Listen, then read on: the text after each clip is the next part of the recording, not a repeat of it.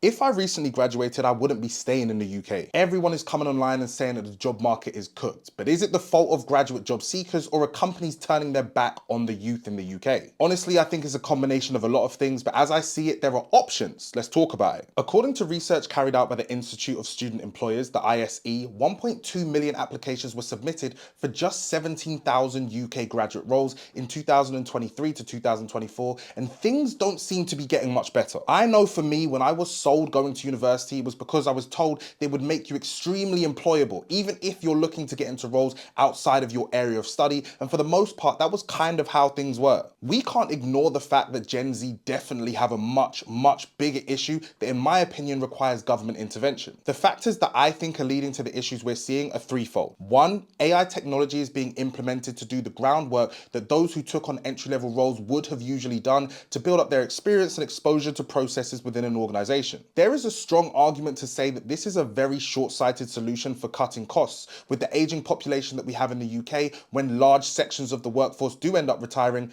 there'll be no pipeline of new staff. That doesn't make sense to me unless you want to replace all staff with AI, which sounds like a Black Mirror episode. Two, people are working for longer. In 2000, there were 457,000 workers aged 65 and above. In 2023, that number had increased to 1.43 million, and it's only going up. The reason for this is because of a steadily increasing state pension age, along with people being generally healthier for longer, so they can work for longer, which means that they can defer their pensions, which provides them with tax benefits. A company who's had someone work for them for decades would have to pay a huge redundancy package if they wanted to let them go because their job no longer exists in the organization. Also, firing someone for no reason or because they're too old is a lawsuit waiting to happen, which means it's cheaper for organizations to freeze their hiring, which unfortunately hits graduates the hardest. Three, graduates have been taught all of the theory and sat all of the exams, but many of them aren't taught how to properly structure a CV or cover letter when it comes to applying for jobs, which was my main driving force behind creating my free CV and cover letter templates. To any graduates who are using AI to write your cover letters and CVs without rewriting them and adding the human touch, hiring managers know. But how do graduates get around this almost impossible issue that they face? Well, personally, if it was me, I would look to travel abroad and get the experience I need while also seeing more of the world,